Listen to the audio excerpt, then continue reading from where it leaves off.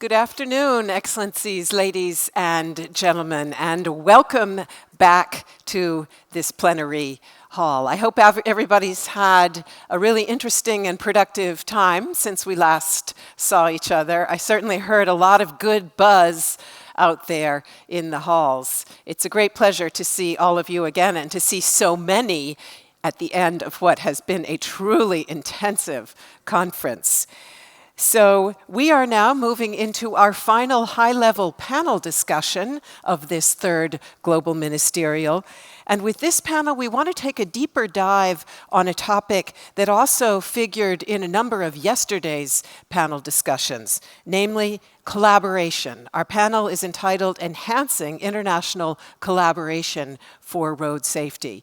And we take this deeper dive for good reason. If we are serious about achieving a truly new, truly systemic approach to making our roads safer, then it is absolutely crucial that we coordinate and integrate the efforts of all actors who can make a difference. We talked about that yesterday. Now we want to drill deeper.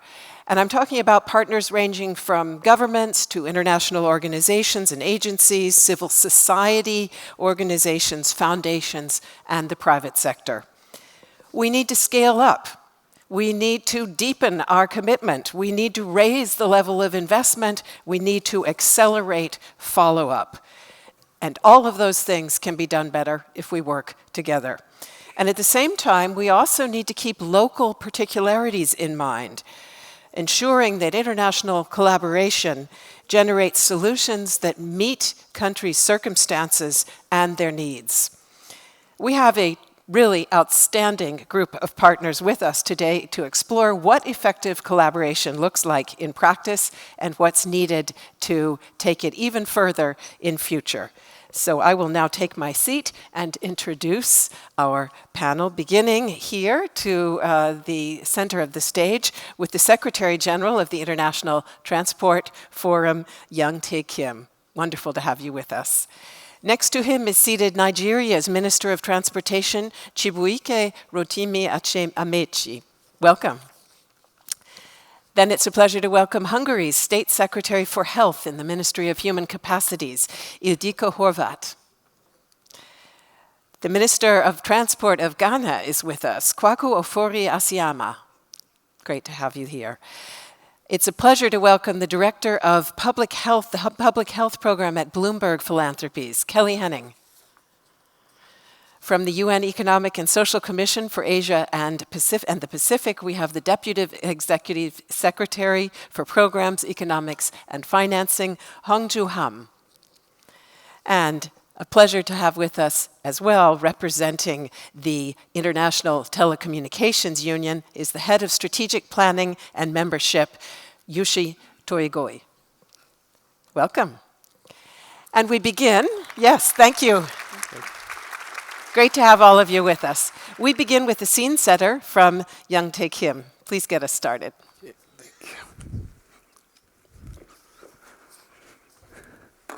Good afternoon, everybody. So I'm trying to open the session by raising some questions with my 5-minute presentation. I have only 5 minutes. I will go very quickly. So I will ask question and all the panelists will answer the questions. So the title is Enhancing International Collaboration for Road Safety. So the first question that I asked myself, is international community strongly united today? I think so, yes. So we have several milestones in the history of the international collaborations. In 2004, UN Road Safety Collaboration was the start of a coordinated global cooperation.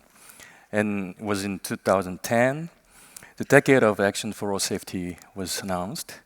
And in 2015, as you know very well, the inclusion in SDGs, a breakthrough. So finally, we, International Transport Forum, a global platform for road safety and transport questions, is now working together with international community from different profiles. I would say the multilateral, the bank, financial sector, and transport sector, and also regional entities. And what we have achieved so far, That was my second question. A lot of people believe that we still talk too much and we talk about the same topics every day with the same people, but basically we are making progress. So I will give you some concrete examples. Because if you want to compare your face of yesterday and your face of today, basically you don't really see the difference. But if you see the photo taken 1 year ago and the current face, you will find some differences. So,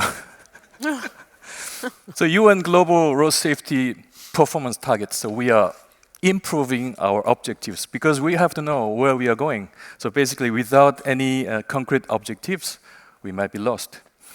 And also, the second example is regional road safety observatories. It was in 2012 when the first regional observatory was set up in Latin America. But since then, we tried to set up also one in Africa and one in Asia today. So we are now in deep dialogue with their stakeholders in the regional the perspective. And the third example is the Global Road Safety Fund. So we recently began to allocate the real money to help the countries to develop their relevant the policies. So now it's quite the concrete example of how we manage this the question together. And also from World Bank and also from UNEC, managing the Road Safety Trust Fund. We see a great example. And final one is Stockholm Declaration. So for the past several days, we discussed a lot, and basically we have to have one baby, the concrete baby, when we leave. So it's a very concrete takeaway. So I would like to define the fourth, the concrete case, as Stockholm Declaration in 2020. And what are the challenges? We also have a lot of problems to solve in the near future in collaborating with each other. And I think the governance, even though we discuss in the international the scenes, basically we have to also discuss with local governments, and accidents can be prevented by every citizen and individuals in each society. So government can make some framework, but in this framework, a lot of individuals should change their behavior or change their perception. So basically, the governance issue is really important between central and local government, and even in the central government, between different ministries. And also, adaptation to new mobility, because we recently used the term mobility rather than transport, because we now see a lot of new things every day, and how we can deal with these new things that we didn't have before. So basically, we can only see something moving, but on the ground, we don't know if existing infrastructure, road infrastructure, is really compatible with these new things that we face. So basically, there's another challenge. And the third one is, once we invest for infrastructure and we finalize the design, it's not easy to change because it requires a lot of money, and infrastructure is a huge equipment, and it's not really flexible compared to other things.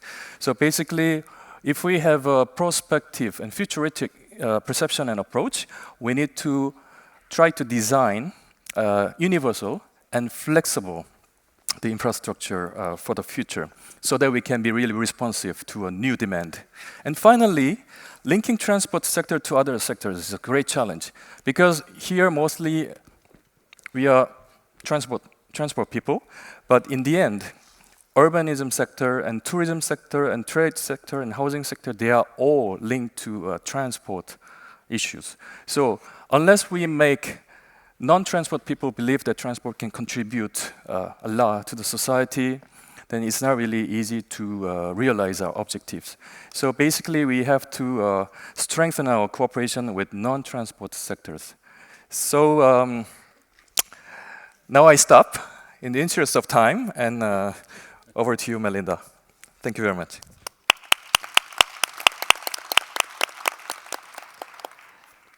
Thank you very much, Young Tae Kim. And as someone who has been working with the ITF for some years, I recognize, of course, a number of the topics as ones that have been focuses of some of the ITF discussions. And of course, the ITF itself is doing exactly what we're talking about, promoting collaboration. So thank you very much.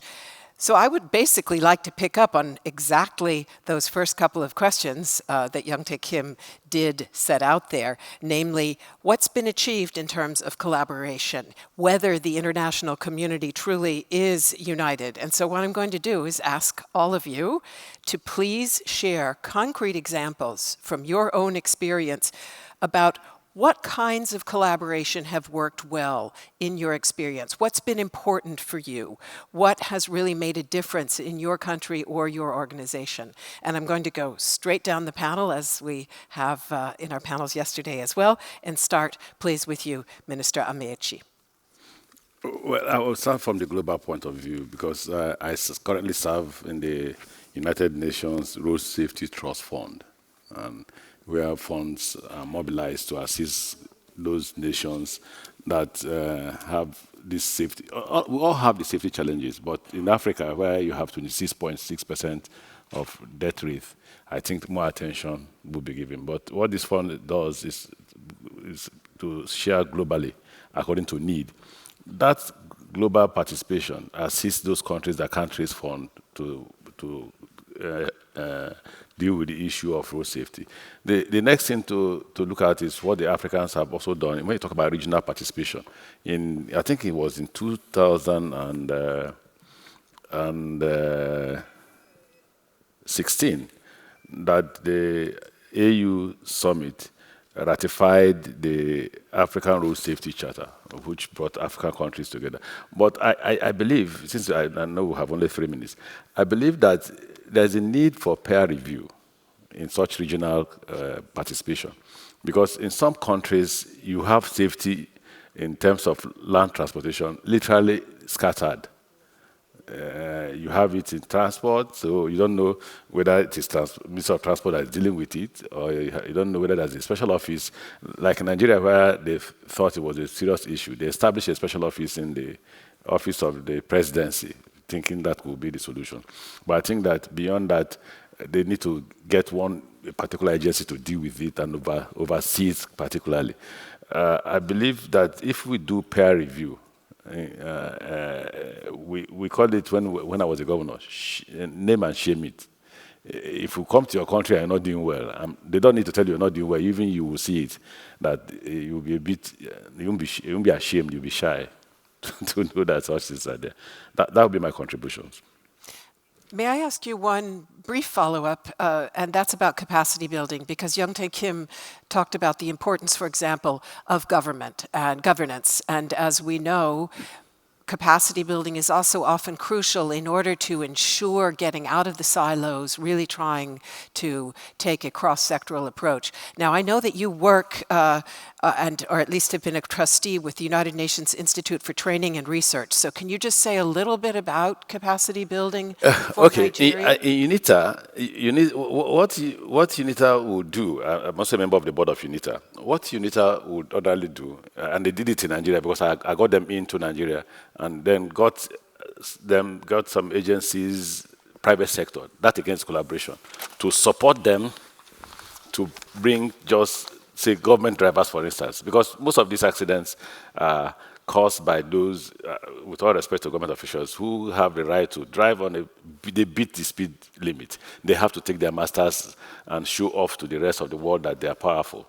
And even when their masters are not in the convoy, they still want to show off to the world that they are also as important as their masters. So we had to bring UNITA in to train them and let them know that there are consequences. There has to be consequences for breaking the law. And when you break the law, sometimes it leads to death. And it depends on the type of death. It could be criminalized. So UNITA got involved, trained them in Nigeria, and continuously, they are also doing some other road safety training. I was a participant to that. Mm-hmm. Thank you very much. So I'll move on to State Secretary Horvath, and perhaps you can also share a couple of examples of collaboration that you feel really made a difference. I really appreciate this international form of collaboration. I look at this platform as a good form of collaboration. I think all of us will bring a word back home from this what we achieved together. I represent health here, and I was thinking, who are from health and healthcare in this audience? Have you ever asked, or you know the numbers? If you wouldn't mind to raise your hand, who representing health? Thank you, thank you. Who represents transportation? Thank you. And who represents police and other authorities who oversees transportation? So thank you. So now I really appreciate that. I'm thinking that was about 1/3 at most was health, right? Or maybe 1/4. Yeah, around that. So I think this is the secret. So we put together, and that was the WHO who was leading a round table discussion in Hungary, and that was the whole reason to get together in a similar way, of course in a small scale, to have a collaboration and have a very trustful relationship with each other, so share our priorities, our stakes. So if we are there for healthy living human beings, if we are there to stop young people and those between 15 and 49 who are otherwise healthy to being dead due to a traffic accident, then that's a very straightforward thing what we want. And of course, we are all there from the part of healthcare system to help those who are injured and to teach the others, teach the public how to provide first aid. And all the others, people from transportation, from regulation, can tell what their share is and how we can combine the common success. International communities I trust because we can share good practices and we can teach each other what didn't work, what did work. So to me, it's a great thing. Thank you very much. Minister Asiyama, I know that collaboration has been very important for your country, both at the regional level. You are also a party to the African Road Safety Charter that was mentioned a moment ago, and also locally within cities in Ghana, as I understand. So perhaps you can tell us a little bit about what has worked well in terms of collaborative partnerships. Yeah, thank you very much. I do not want to repeat what Emichi just said. In terms of African Road Safety Charter and the Road Safety Fund, we all participate in it, or we are all party to it. But when it comes within the West Africa subzone, we have what we call the West Africa Road Safety Access Organizations. And these organizations have come out with standards that we are all trying to follow. For instance, we've introduced what we call reflective tape. Many a time, if you look at the West Africa subzone, our roads are almost always dark. And most of these crashes involve buses and vehicles are due to this darkness. So when that situation was formed, one thing that we realized that we may not have the money to put on all the lights from Lagos to Abidjan, but there's something that we can come out to reduce the traffic.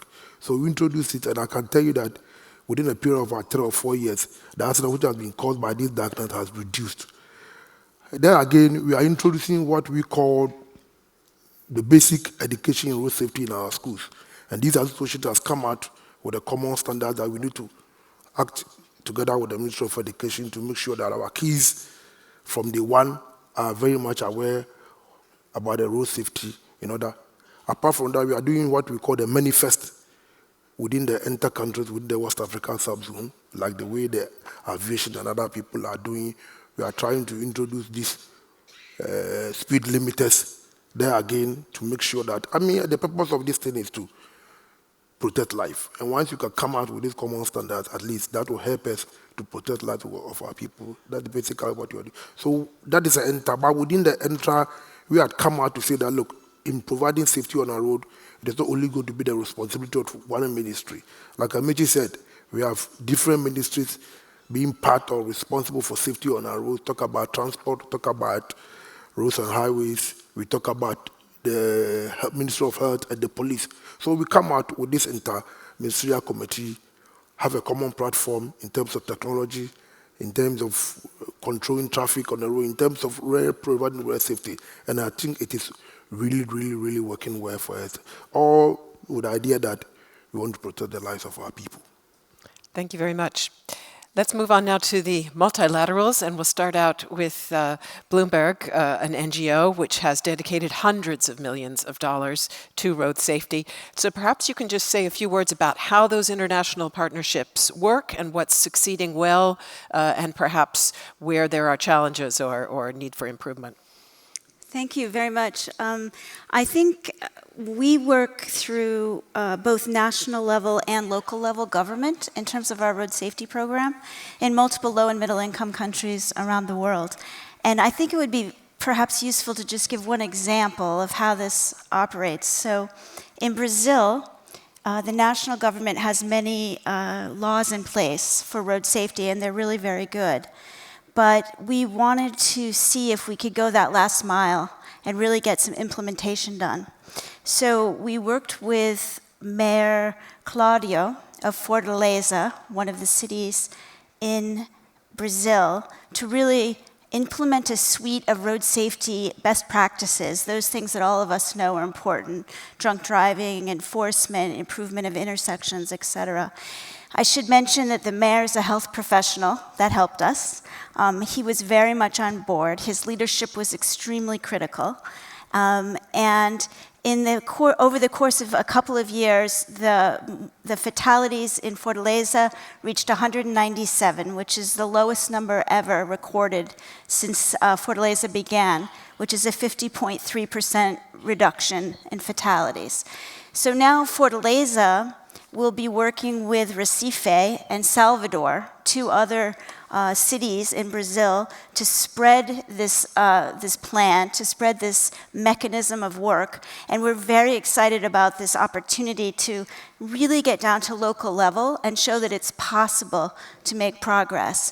And I think all of the work that's done at the international level with the Stockholm Declaration and with all the other pieces really helps propel the work at the local level. But we still need to really get in there and work very much at the local level to really make those last pieces work well. Thank you very much. And I want to come back to that example in just a moment because it tells us a few other things as well. But let me first move on to Deputy Executive Secretary Ham.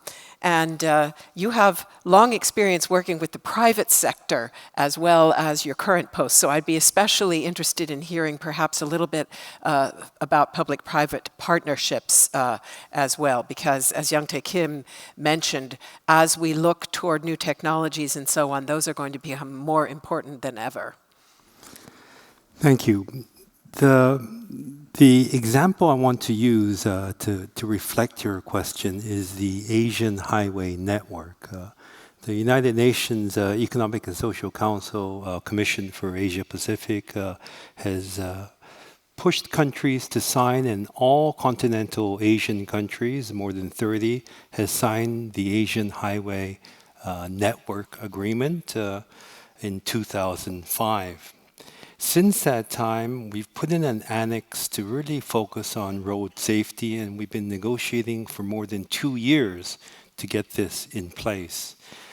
The difficulty, of course, is it's voluntary and not mandatory. So we're having difficulty in terms of implementation and enforcement of many of these road safety issues. But there is a big room for the private sector, and we've heard throughout the past 2 days many private sector leaders that showed a great willingness to do more. The ability to absorb these private sector, not just the funding part, but the ideas, the technologies into these intergovernmental agreements is very challenging. There's difficulty both on a legal and administrative issues, but it's the absorption of private sector best practices into a public sector framework that is proving to be quite challenging, and vice versa, of course. So to use this Asia Highway Network, this road safety annex that we're doing, we're talking about developing road designs that are Category 3 roads, which are far safer than the norm, and trying to bring in ideas that go beyond just the Ministry of Transport or the public sector to have a stakeholders gathering, with private sector input, continues to be a challenge throughout. Thank you very much. Maybe in our next round you can tell us a little bit about what you think might help to solve that challenge. And clearly what you're talking about is exactly the kind of safe systems approach as engineering, safety by design, that is so crucial. So I'd like to hear more in just a minute. But first I want to ask the ITU's planning chief, Mr. Torigoa, to talk also a little bit about the role of innovation and what kinds of partnerships are especially important and useful for countries that want to leverage new technologies and try to work together with the private sector. Thank you very much. International Telecommunication Union is a United Nations specialized agency for information and communication technologies, ICTs. Our work, international cooperation and collaboration, is the key element of our work of allocating radio spectrum, allocating satellite constellation, and developing ICT standards and assisting developing countries for ICT development. These are key elements for international and collaboration. In fact, we encourage a participation of private sector as a sector member, and also academic institutions. And recently, we encourage participation of small and medium-sized enterprises to enhance the contribution from ventures and startups, because the technology comes from those startups. And key achievement for the past decade, we are making efforts to make the spectrum available, such as GPS, the global positioning system. Everybody uses GPS for smartphone. And one of the key achievements is additional spectrum for road safety, that is collision avoidance radar. This is a key trigger to allow autonomous driving. Now this additional spectrum, the radar, allows to detect the human to automobile. If someone's standing, it detects from 200 meters, even at the night. So that is a significant innovation that allows automobile to drive autonomously or assisted, autonomous emergency braking. And other achievement, we set up standards for ITS to make the product available in a global, many standards, and new technologies coming. So the keyword is collaboration of a private and academia and multi-stakeholder, and also collaboration with the multi-sector. Thank you. Thank you very much. Let us now move on to explore what kind of strategies and approaches can help establish the right balance between the different partners in an international collaboration. And I'm thinking both of the kinds of collaboration that Mr. Ham and also Mr. Torigoa talked about in order to really leverage new technologies and have governments still be in the driving seat as to how they absorb them. So that would be one point for me. And a second point would be working with international support organizations like Bloomberg or with international investors, private sector, how you get true government leadership and ownership. This is something we talked about yesterday, and again, I'd like to pick up on that again here now. So with that in mind, let me start with the ministers and the State Secretary, and then we'll come to some of the multilaterals for some interaction on that. So for you two, let me perhaps first ask the two African ministers. In either case, if you're working with the private sector, and or if you're working with an organization like Bloomberg or another international donor, how do you ensure that what they're offering is really suited to your country needs and your country's circumstances? And how do you take ownership of that? First is that we must consider the fact that road safety is not just it's not as simple as you look at it. Road infrastructure and furniture in some countries are actually bad, and there are reasons why you have crashes. you must also recognize the fact, too, I talked about this earlier, the issue of governance. So I talked about peer review. Now, those donors who are bringing in their funds would want to know that these funds are properly utilized on road safety issues. Nigeria has, I don't know whether it's peculiar to Nigeria, but the Road Safety Commission or agency in Nigeria is peculiarly to address road safety issues. So if you're funding them, whoever is the donor will want to see the outcome. If the outcome is not positive, then they are not encouraged to put in their funds. Okay, so what the donor naturally would do for a government agency is not to impose his will, but to say these are global standards, and let's see how you manage those global standards and what the outcomes will be, and these are the funds we could put into that respect. I think what you do in that regard is that government retains its respect and direction, and then at the same time achieve results.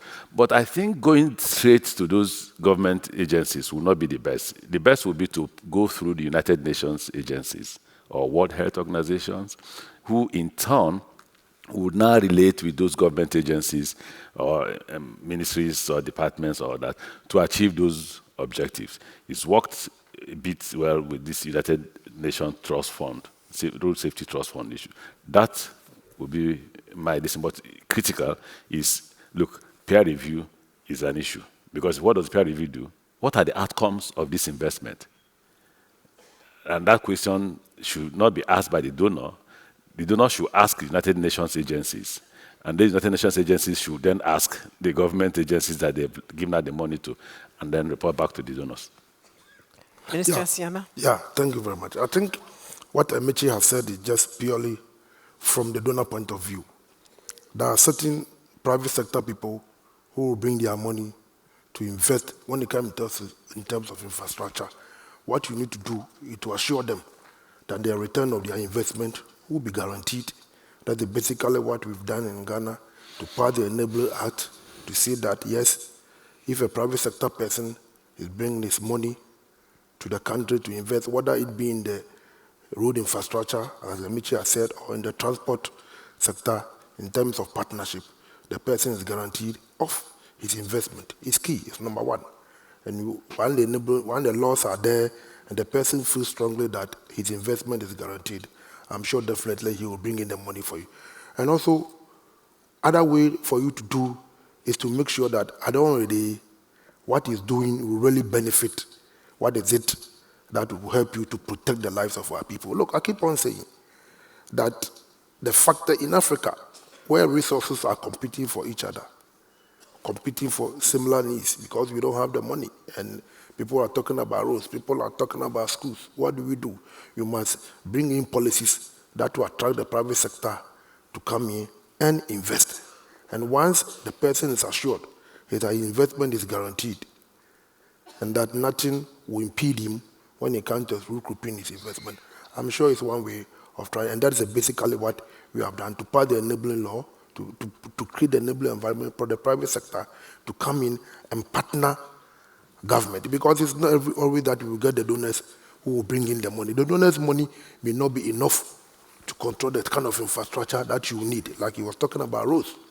If somebody is coming to do PPP in your country, which will help you to protect the lives of our people, he will make sure that at the end of the day, can he reap the return on investment? And that is one thing that you must assure him, that he will be able to recoup his money. And may I just ask you one follow-up, a kind of a devil's advocate follow-up? If an investor or an NGO comes to you and there's a lot of money on offer, do you feel that you have the regulatory framework and the governance capacity in place to really be able to shape how that interaction proceeds? Or would you say, if it's a lot of money, we're willing to just be a taker? No, I think that as a government, like I said, that we have different needs and same resources are coming in. What do we do to attract the private sector? Whenever the private sector person is coming to your country to come and invest, he has his eyes on something. And you as a government also have your eyes on something. So the person will come in and say that, I want to do this. You must assess your needs and find out that whatever money that the person is bringing, is it what I'm looking for? That's what I'm saying, that we have put in the enabling environment. The tax, the laws are there. Everything is there. So before the private sector person comes here, he must also assess the rules or the laws in your country and find out that, yes, indeed, do I have the enabling environment for me to go in and invest my money? For instance, the Bloomberg people are in our country. Now we are working together with them. The TSIP, we have worked with the World Bank with the TSIP project. We've done a lot of projects so far as the World Bank is concerned. Yes, they are in because they think that our environment is clean. They are in because they think that we have a robust system to accommodate whatever investment that they are making. So I think that in Ghana, indeed, our laws are intact to protect every private investor, whether it be local private investor or international private investor. Once it's an investment, we will protect you.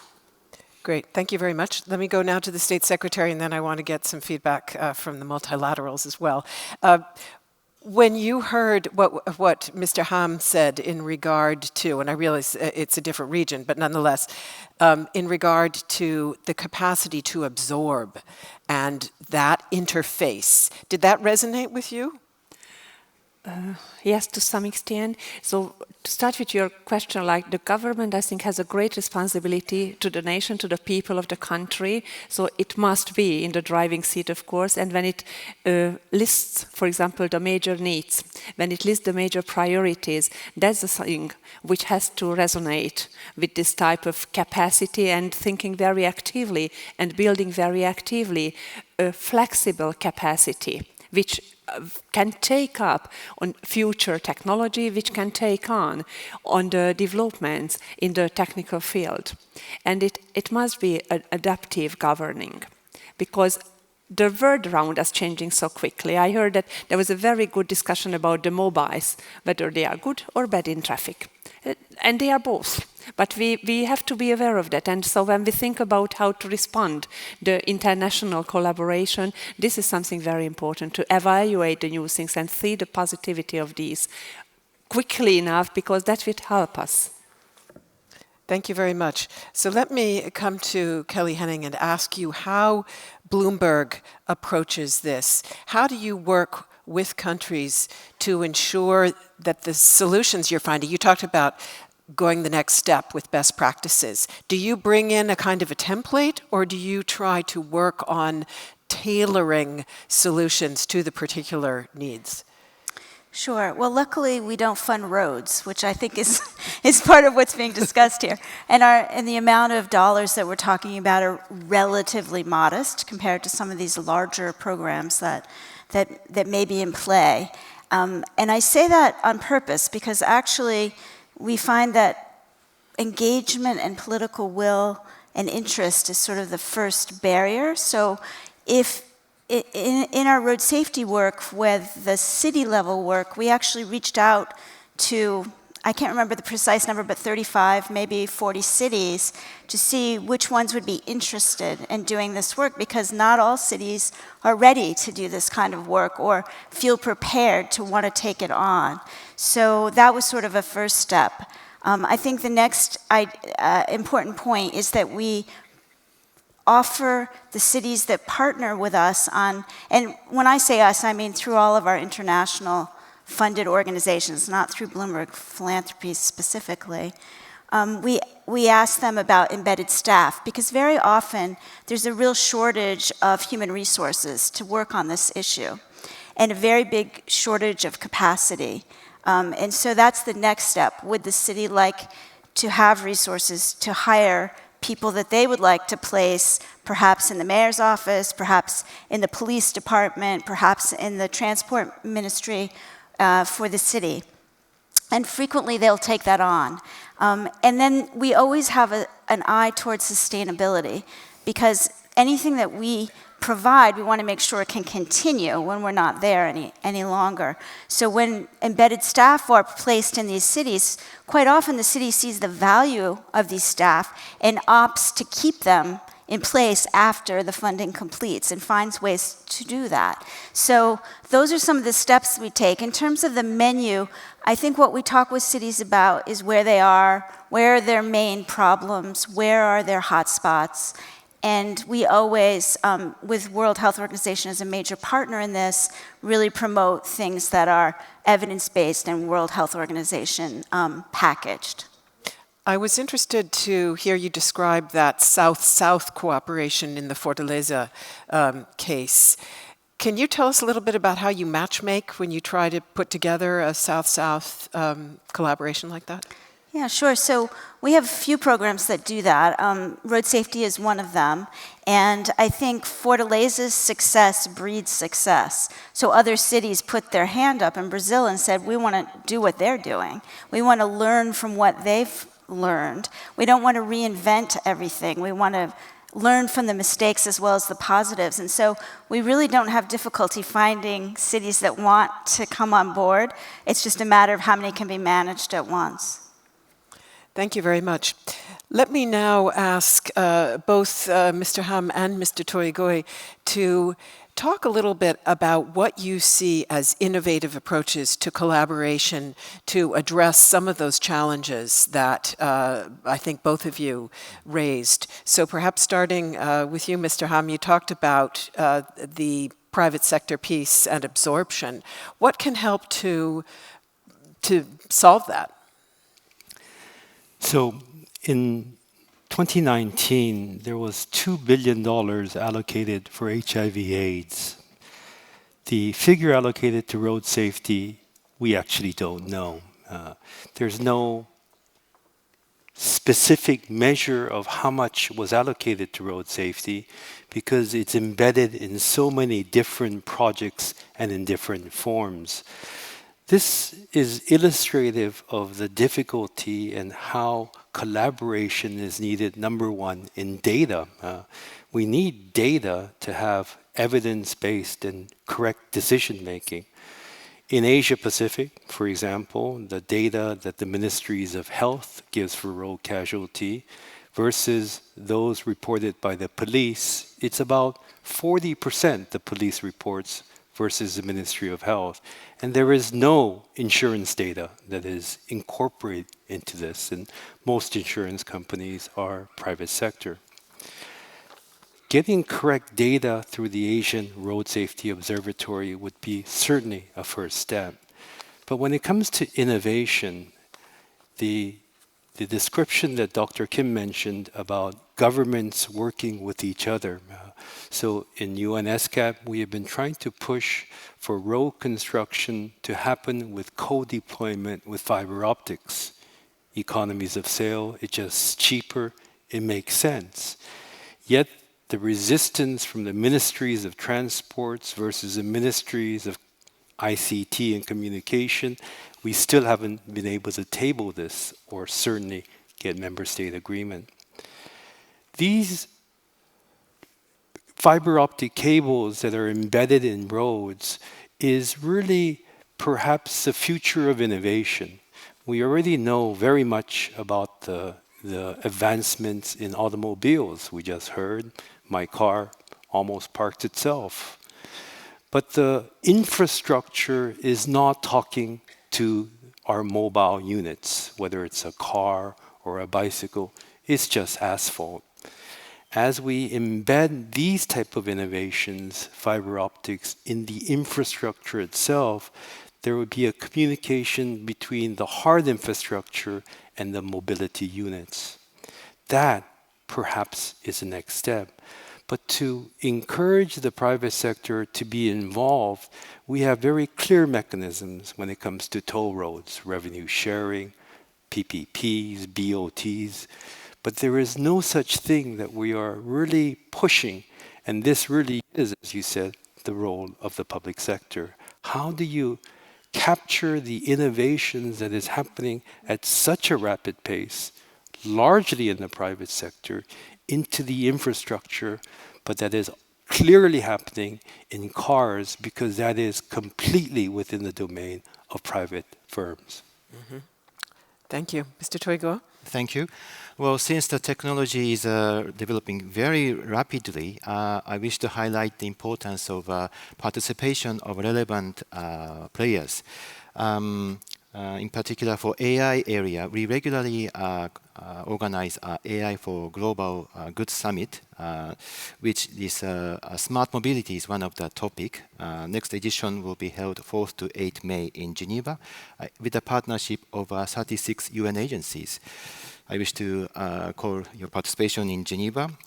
And other area, keeping up the technology, we set up a focus group on autonomous and assisted driving, also focus group on vehicular multimedia.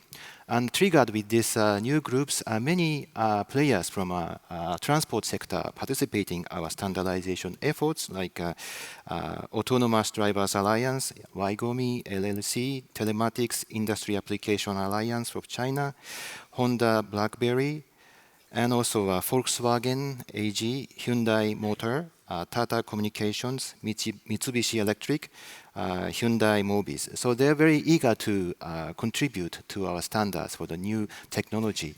And technology non-stopping, the new one is coming. In particular, this 5G mobile communication, which will allow more capacity, high speed, and mission-critical communication. That has a lot of potential for road safety.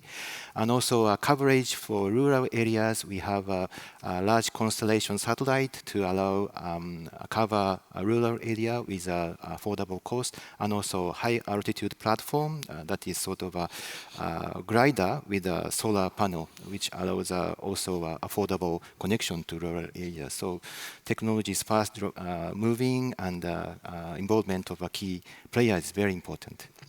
Thank you very much. I have an eye on the clock. I want to ask one more question about this area to Minister Amici, and then we will move to a very brief discussion of your priorities going forward. But my question is this: when you hear about the potential of these technologies, roads with fiber optic cables, autonomous driving, and so on, what does that represent for your country as an opportunity? When I'm working in development settings, there's always talk of leapfrogging. Is it a real potential for you? And what kind of collaboration could make it so? You know, when I spoke the last time, and I insisted on this issue of peer review, is because of the fact that most governments, but let me not say most governments, even though I'm widely traveled in Africa as somebody who has been a Speaker of Parliament, a governor of a state, now a Minister of the Federal Republic. In some states in Africa, road infrastructure is constructed just because they want to serve cars alone. They don't look about technology of you need to build a fiber optics for communication, and you need to deal with the issue of drainage, you need to deal with the issue of safety. It is just how do I convey goods and personnel from point A to point B. Now, so what they bring in is, listen, these days, road infrastructure goes beyond just mere transportation. It includes the fact that safety is involved. It includes the fact that communication is an essential tool. In our ministry, we deal with railways. All these infrastructures are put together as you build the rail track. So what the technology man brings to me, and for me, if I just assume that I'm still a governor, is to ask myself the question, this your technology, does it save lives? Does it create employment? Because most technology actually denies employment. I hope you know that.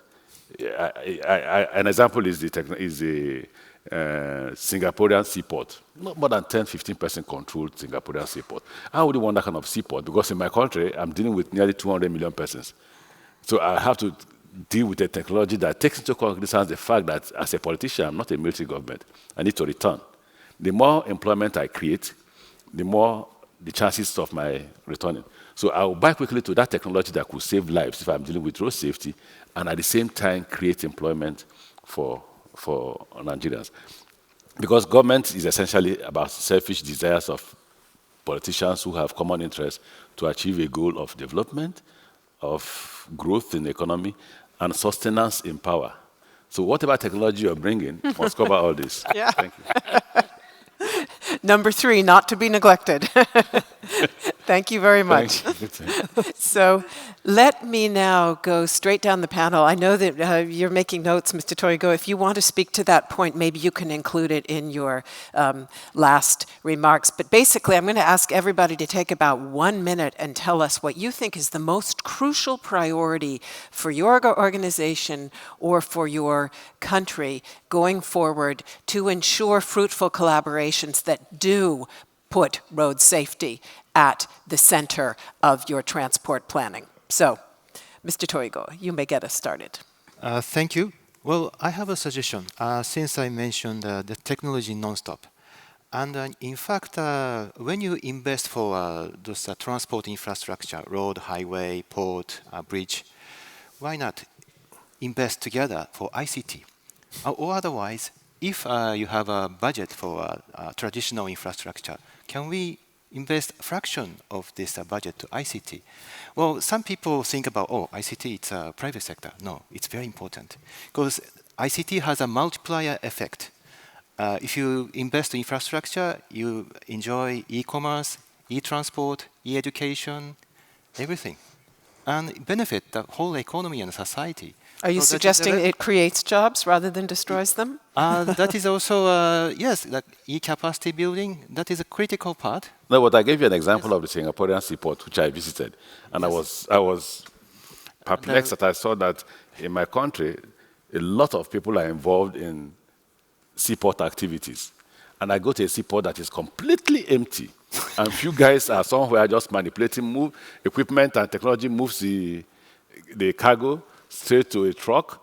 Just one driver, he drives off. No. You cost poverty for us. Okay, perhaps you want to do a little networking later. But were you finished? I'm sorry, I didn't mean to interrupt you. So that is, well, in fact, many ministries, like the honorable ministers, may govern the transport and communication. So we are neighbors together. So it's a cross-sectoral and joint effort could benefit this acceleration of development. Thank you. Thank you very much. Mr. Ham?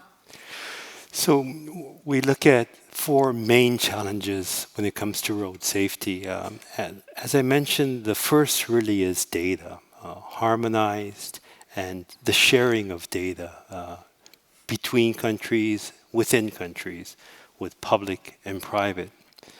The second issue, of course, is funding. Road safety is really quite underfunded, and getting road safety projects and bringing that to the forefront of both public and private expenditures, I think is very important. The third really is about taking a whole-of-government approach. This isn't a Ministry of Transport issue or a Ministry of Health issue. It is multifaceted. It really does entail the private sector. And indeed, you can even include the Ministry of Labor if that's an objective of your government. But bringing the issue to the forefront is not just a matter of lives, it's a matter of economic growth as well. And it really does enhance GDP. And you can phrase it in those terms when you talk to the Minister of Finance. It's not just a whole of government horizontal, it also goes very much vertically. It is not just a central government issue, it's very much a municipal, a city issue, and a community issue. And how governments work vertically is as important as working horizontally. And that's important because you must take the local conditions and the local issues to bear. Global practices is fine, but helmets for European conditions is very different than wearing helmets in Southeast Asia, for example. The final thing is technology. We talked quite a bit about technology. Technology is both an enabler, but it's also quite a distraction. And we see texting while driving that's causing quite a lot of death, especially amongst the youth. I was walking the streets of Stockholm and people are always looking at their phones while they walk, and it's a disabler in terms of road safety in many aspects, for pedestrian death as well. So I believe the data, the funding issue, the diversity and whole of government issue and technology are the 4 biggest challenges we face. Thank you. Outlining the topics of pretty much all of the high-level panels that we have conducted here. Kelly Henning.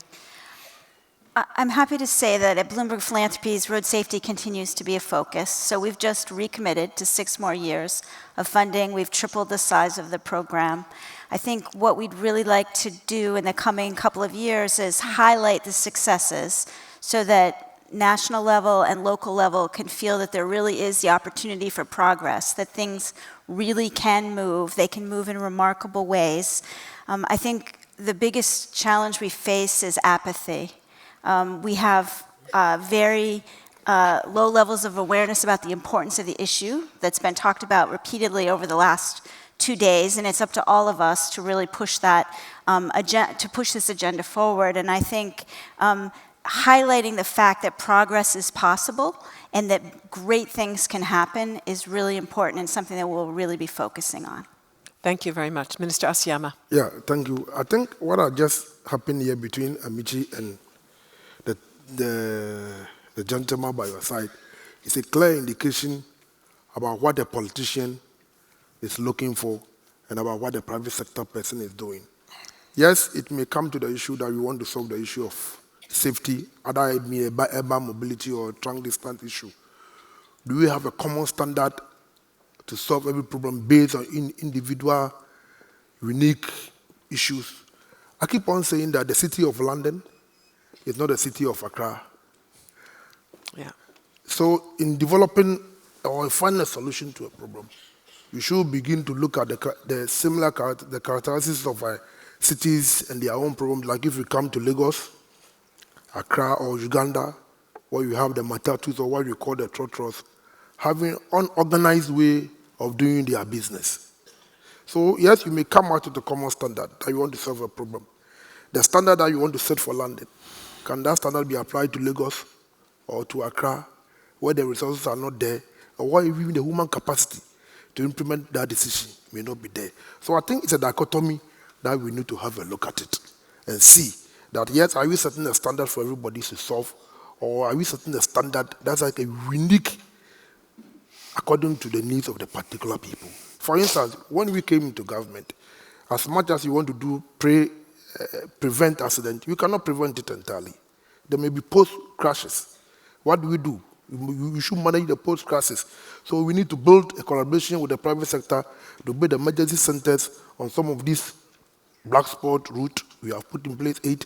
We need to have. We saw that there were no ambulances to carry the people from one area to another. We need to acquire about 350 ambulances to make sure that in case the accident occurs, they quickly move in there and save the people. We realize that the modern vehicles or the buses that people have, the people do not have the requisite training. So the government had to come in with the private sector there again to train about 14,000 drivers. These are the peculiar issues. You won't see this thing in London.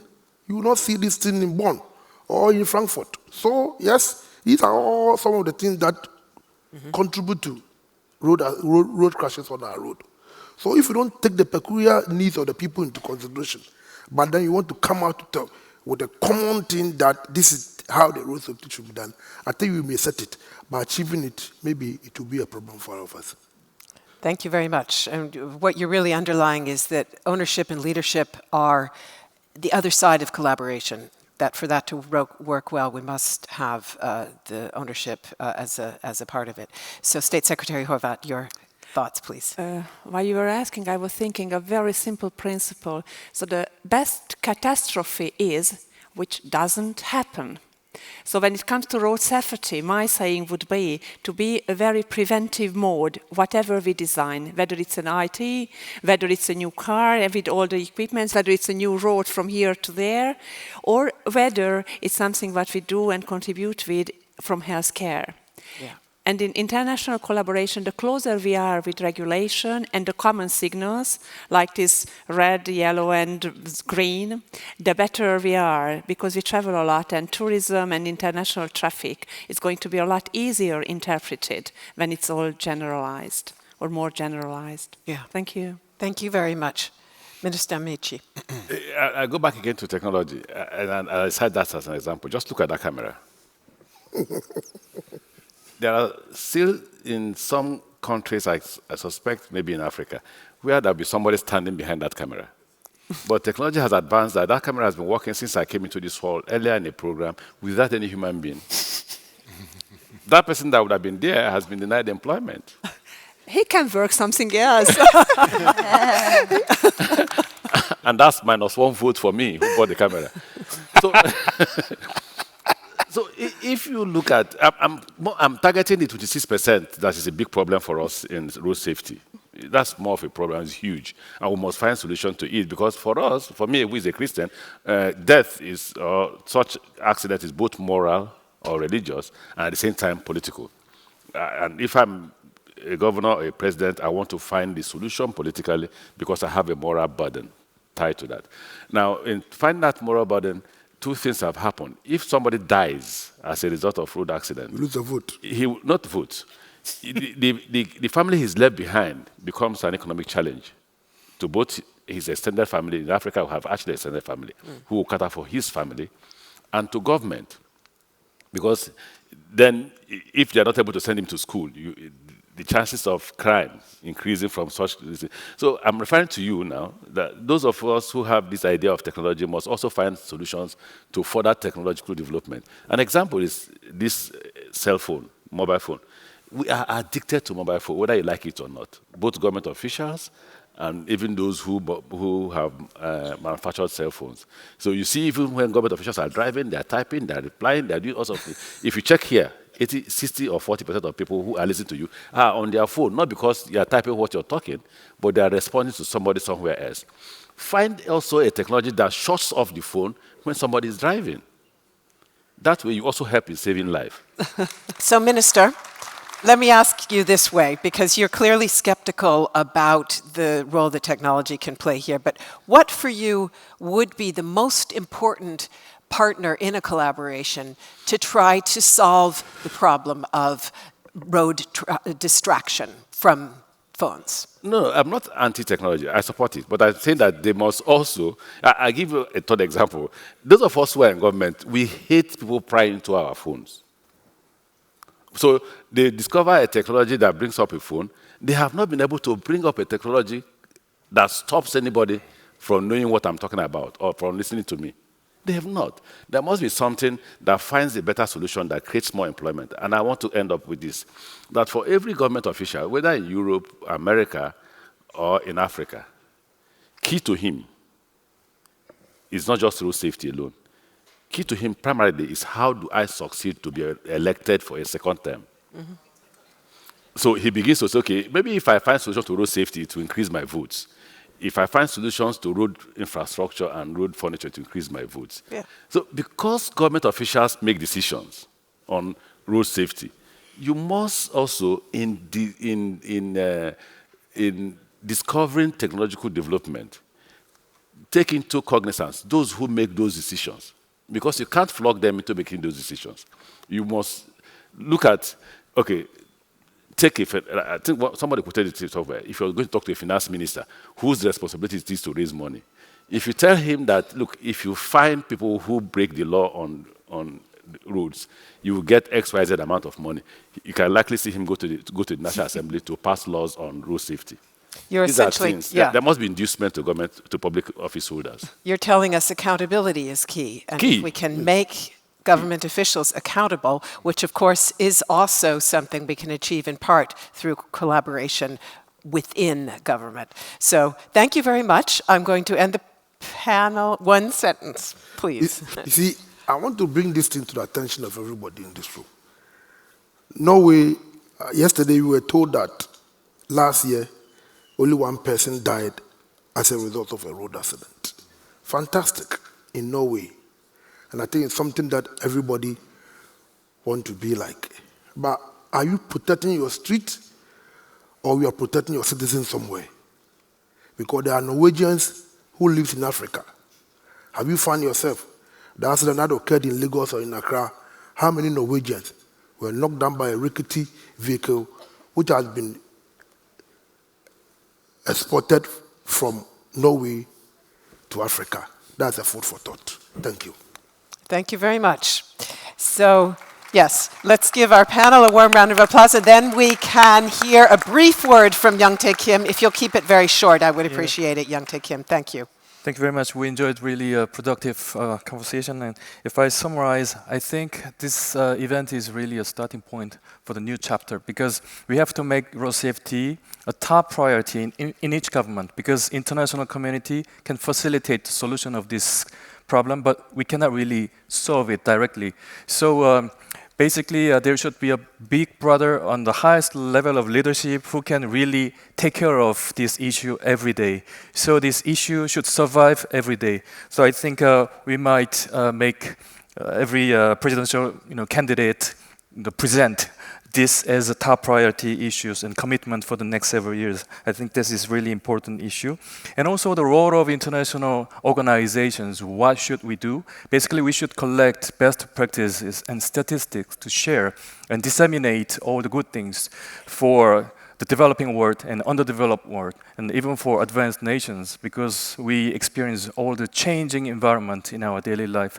So basically, ITF and World Bank and all the stakeholders here, now we are committed to sharing that the information and best practices in the future. And sometimes when the question becomes difficult and it seems really complicated, maybe we can go back to the we can return to basic. So reduce the speed. So let's see. And we can analyze what is the difference and what can be done in the next stage. So as NROs proposed, we can try to maintain 30 kilometers per hour in certain areas in urban cities. So I think we can continue to work like that. So maybe my summary is short, but I hope that everyone can leave with firm determination when we go back home. Thank you very, very much. Young Tae Kim, thank you to all of the panel. And I will ask you to please take your seats in the audience, because we are going to move straight away into our closing session. So thank you very much.